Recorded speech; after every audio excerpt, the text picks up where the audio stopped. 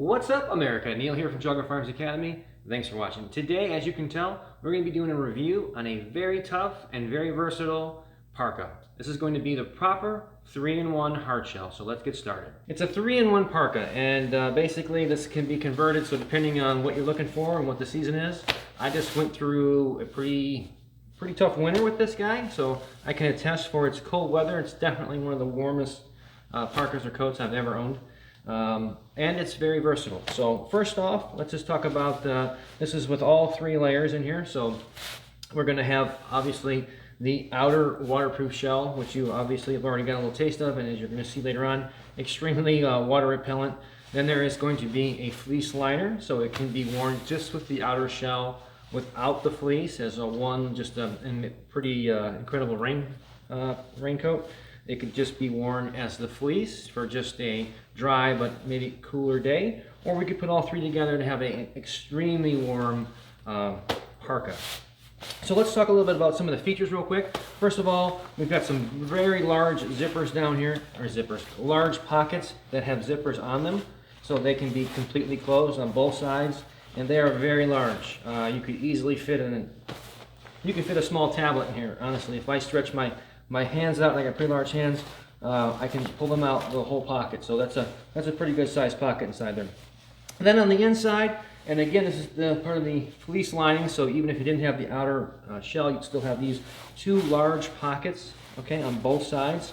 They're not zip closures or anything, but they're very large to be able to put cell phones or whatever items you may have. It does have a really cool magnetic closure here, so if you had something quick that you wanted to put in there, documents or whatever, that's kind of cool. And then for those that are in security and law enforcement or some type of identifier, there is a upper chest zip closure, by the way.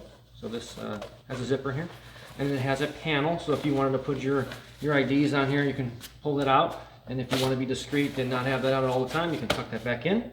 It also has one in the rear as well. So when I take it off later, I'll show you that. So you have an ID panel on the rear and an ID panel here on the chest. You've got some very nice dual zippers. And the one thing I like about dual zippers is, depending on what kind of condition you're in or what situation you're going to be in, you may not always want this to be zipped all the way down because it is a parka. So I'm 6'1", and with my fingers down at the bottom, it pretty much reaches my fingertips. So it's a long coat. It's very good in the winter. But sometimes you may want to unzip the bottom to have a little bit more versatility. Maybe you're sitting, getting in and out.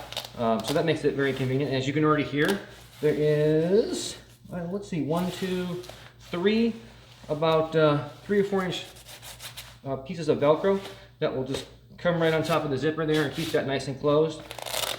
I mean, honestly, if you wanted to, just if you were walking into the store real quick or something, it was a little windy, you just want to throw those on there, it would definitely hold your parka closed for that. I'll be honest, in my regular studio here where it's pretty comfortable temperature, this you really feel the heat of this. But let's talk about the hood for a second. So it has a hood, and to be honest with you, what's nice about this particular hood is it's not real heavy in the sense that it's not like fur lined or super insulated or thick, which at first I thought for a really heavy duty cold weather parka like this, I was like, wow, that might be kind of a drawback. But after actually using it, it actually works out better, because I don't know about you, but for me, I like to wear a knit hat or whatever the case may be.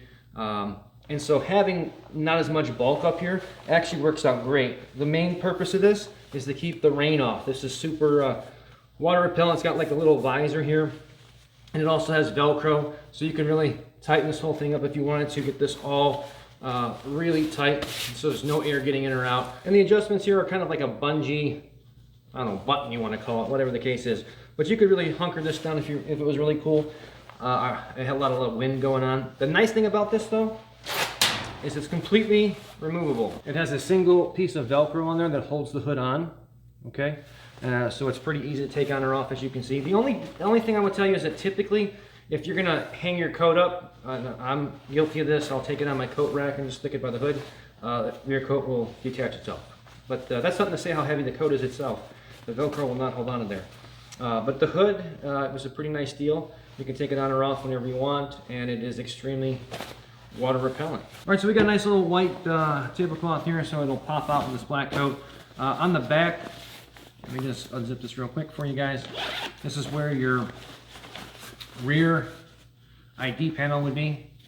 Okay, so if you want to put your information on there that you would need, police, whatever, security, you can do so. Now let's take a look at removing stuff. All right, so one of the nice things I found, and this is part of the positives and part of the negatives, the felt, or the fleece lining rather, is pretty easy to take in or out. It's got a single zipper on each side. So we unzip that side, unzip this side, and they'll probably won't pick it up on camera. There's a little like pocket little in the corner here, and that zipper goes up inside so it doesn't rattle or make any noise. Here's the one thing I wasn't super crazy about, and I would probably change. It has an adjustable cuff, so that's nice with Velcro. But the inside, the way the actual fleece lining attaches, it has these snaps, okay? So you can see that. And I'm not super crazy about the snaps.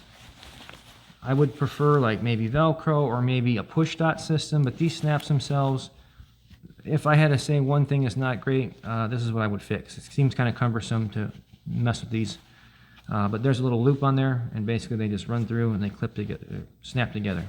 I also find that if you have a watch or something, this usually ends up getting pushed out and you gotta kind of shove it back in. So maybe a Velcro attachment might be better, I'm not really sure. But that was the one, if I had to say one thing that could be improved, I'm not crazy about these particular snaps. So basically we have undone those two zippers here, okay? We've undone the snaps, and then at the top, here's another one of those snaps again. Okay. And once that's out, we can then remove this entire fleece lining. We'll set that aside for a second. Oh, and here's the other ones. My bad. There's also another set of those snaps again at the bottom that holds the bottom of the fleece in, and that's actually a double set. And this is what I remember taking these on and off. What a pain this was. So you have 4 snaps on that inner side to take the bottom out, and that's going to be on both sides. Here's a kind of a close-up of those snaps. Again, I think Velcro would be a little bit better. This is just the outer shell now. Much cooler here in the studio, but again, you're going to have those 2 large pockets. These are pockets accessible without the fleece lining. Just run the same page. The fleece lining still has those pockets, so when you're normally used to putting your whatever your items are, even when you take the fleece lining out, you're still going to have those pockets. So there's 2 sets. There's one in the fleece and one here in the outer shell. You also have a small zipper pouch here that will access comms. You can see there's a little headphones jack with a little rubber grommet, so you could run communications through there if you wanted to. The other thing I didn't mention when I had the whole thing on, if you are in some type of law enforcement or security, whatever the case may be, on the sides of the zipper, on the sides of the parka, there's a zipper here. So I used to use this quite a bit. When you'd have your firearm on you, you can take this out, unzip this so your gun would come out. You can zip it down if you wanted. You can even, there's a Velcro that would connect at the bottom and completely isolate. So you would always have your control of your firearm, even if everything else is covered up. If you're, again, a police officer or security and you're covering up other stuff, you can still have access to your firearm, and that is on both sides. So if you are a lefty, they got you covered. So pretty cool. All right, so here's just the fleece lining. So again, the outer shell, just the outer shell, just the fleece lining are all together for your 3 steps here. I found this to be very warm, even in the wind. This is pretty nice. It's not going to be a wet day. You still have access to your pockets here, which of course still have a zipper on them. A zipper front, of course, as well. You have inner pockets, as I mentioned earlier, and you still have access, of course, to your side zips. So again, if you're just wearing your firearm or something like that where you need access to it, you still have that even with the fleece lining. The only drawback I can say to this, other than being extremely warm, is that it is a fur magnet. So if you do have any type of pooches in the house, any dogs or cats that have fur, it will stick to this like no one's business. The other thing that's great about this is extremely water resistant. As you can see here, No issues whatsoever, even if it's sideways rain. Alrighty guys, so that is the full review on the 3-in-1 Proper Parka. Super water repellent, super tough, very versatile. Fantastic product. If you like this video, please give me a thumbs up. I always appreciate that. You know to find us here on YouTube. You can also find us on Rumble. Check out our new website at Geauga Firearms Academy. You can also see our A-list stuff for Patreon. We make videos only for Patreon. So if you're watching this video right now on YouTube, there's definitely a video going out that's only for Patreon. And as always, it's better be judged by 12 than carried by 6.